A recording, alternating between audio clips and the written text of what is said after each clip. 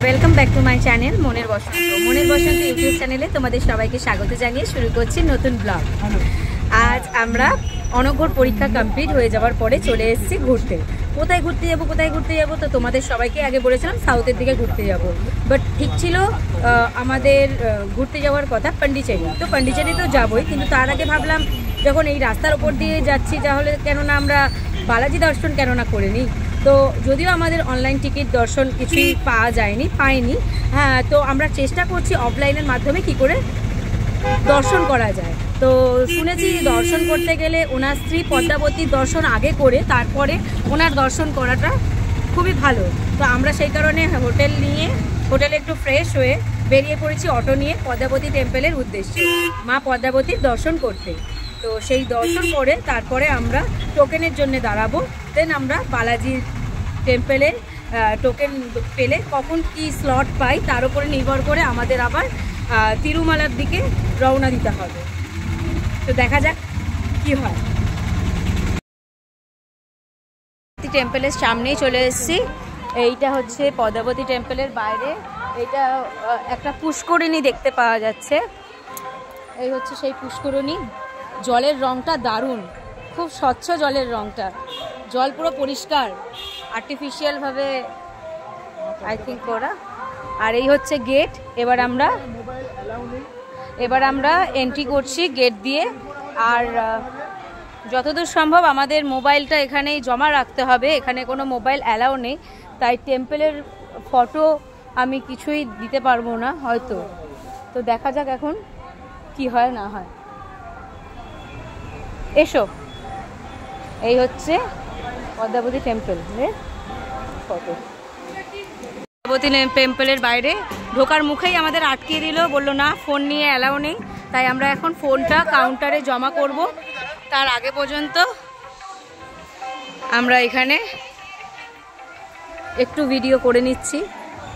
এখানে একটা হাতি রয়েছে, বাবু হাতি দেখবে এসো। এলিফ্যান্ট, এখানে এলিফ্যান্ট দেখতে পেয়েছি আমরা। এই সেই বিখ্যাত এলিফ্যান্ট, যেই এলিফ্যান্টটা আমার 1 মাস আগেই আমার বোন আর কাকিমারা সবাই ঘুরতে এসেছিল। তারা এই মা পদ্মাবতীর সন্ধেবেলায় পালকি নিয়ে বেরিয়েছিল, মানে সেই পালকির শোভাযাত্রায় অংশগ্রহণ করেছিল। এই হচ্ছে সেই এলিফ্যান্ট। ফাইনালি মায়ের দর্শন হয়ে গেছে, বাট এখানে 2 রকম টিকিটের ব্যবস্থা আছে, 50 টাকা 200 টাকা। আলটিমেটলি কোনো লাভ নেই, ভেতরে গিয়ে সেই ঘুরে ফিরে ফ্রি দর্শনও যা, 50 টাকার টিকিটও তাই। আমরা 50 টাকার টিকিট কেটেছিলাম, যদিও বাচ্চার টিকিট লাগেনি, শুধু আমার আর আমার হাজব্যান্ডের লেগেছিল। বাট ব্যাপারটা সেই ঘুরে ফিরে তবে দর্শন খুব ভালো হয়েছে, খুব ভালোভাবে পুজো দিতে, মানে পুজো তো হয় না এখানে, দর্শন হয়। তো দর্শন দিয়েছি আমরা এখান থেকে পদ্মফুল কিনেছিলাম মায়ের চরণে দেবো বলে, বাট ওখানে মা পর্যন্ত আর গেল না, দেখলাম ওরা নিজেরাই নিয়ে দিয়ে দিল, মানে আমি নিজের হাতে আর কিছু দিতে পারলাম না। বাট আদারওয়াইজ সমস্ত কিছু খুবই ভালো, সিস্টেমেটিক সব কিছু হয়েছে। যেটুখানি দেখলাম খুব ভালো দেখলাম, সুন্দর দর্শন করলাম আমরা এই পদ্মাবতী টেম্পল।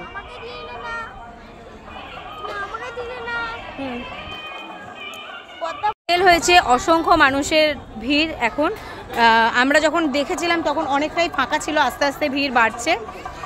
তো এই হচ্ছে এখন লাইন, প্রত্যেকটা মানুষ যাচ্ছে। আর এখন এক্সিটের জন্য আমরা অপেক্ষা করছি। তো এইখানে আমাদের মন্দির দর্শন হয়ে গেছে। তো এবার আমরা সোজা যাব একদম কমপ্লেক্সের সামনে, যেখানে আমরা বালাজি টেম্পল দর্শন করব, তার টোকেন নেব। তো সেখানে গিয়ে আবার দেখা হচ্ছে।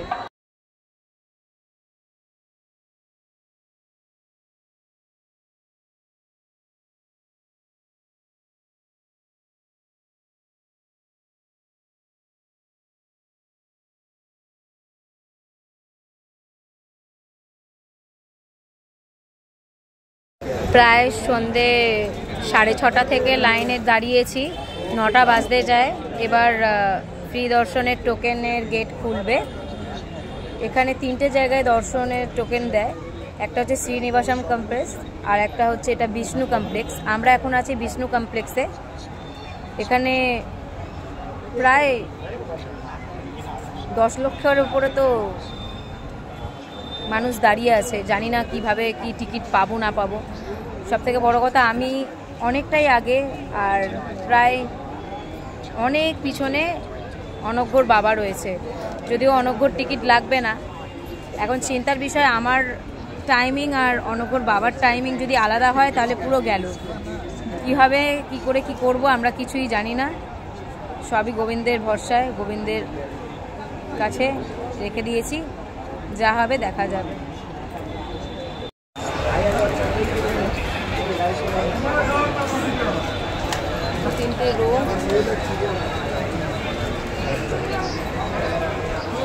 অসংখ্য মানুষের ভিড়,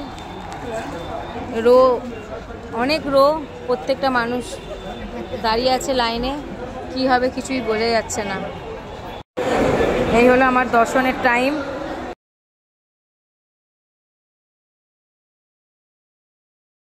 সো ফাইনালি দর্শনের টিকিট বুক করে এখানে বসে আছি। অনঘ্যর বাবা এখনও লাইনে দাঁড়িয়ে আছে, ওর কখন হবে জানি না। দুপুর 1টায় কালকে আমাদের দর্শনের টাইম। তো কালকে তাহলে আমরা তিরুমালায় সকাল সকাল চলে গিয়ে আমরা ওখানে যে সমস্ত সাইট সিনগুলো আছে সেগুলো দর্শন করে তারপরে আমাদের বালাজি টেম্পল দর্শন করব। তারপরে আমরা ওখান থেকে ভাবছি একেবারে বেরিয়ে যাব পন্ডিচেরির উদ্দেশ্যে। তো এখন দেখার বিষয় যে অনঘ্যর বাবার কটা স্লট পায়। টাইম ঠাকুরকে শুধু একটাই জিনিস জানাচ্ছি, যেন একই দেয়, এটাই হচ্ছে ব্যাপার। সো ফাইনালি অনঘ্যর বাবাও 1 PM পেয়েছে, একই টাইম পেয়েছে।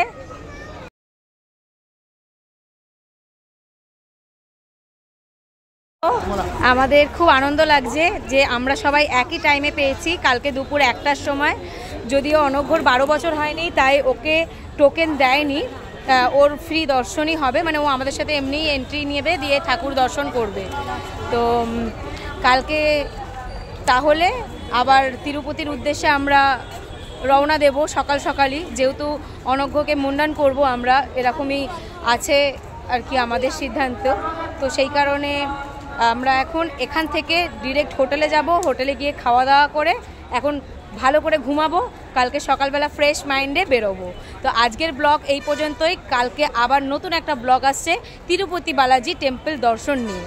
সবাই আমার সঙ্গে থাকবেন, সুস্থ থাকবেন, ভালো থাকবেন, আর দেখতে থাকবেন মনের বসন্ত ইউটিউব চ্যানেলের সমস্ত সাউথ ইন্ডিয়ার ব্লগগুলো তো এখনকার মতো এই পর্যন্তই, দেখা হচ্ছে নেক্সট ব্লগে। টাটা।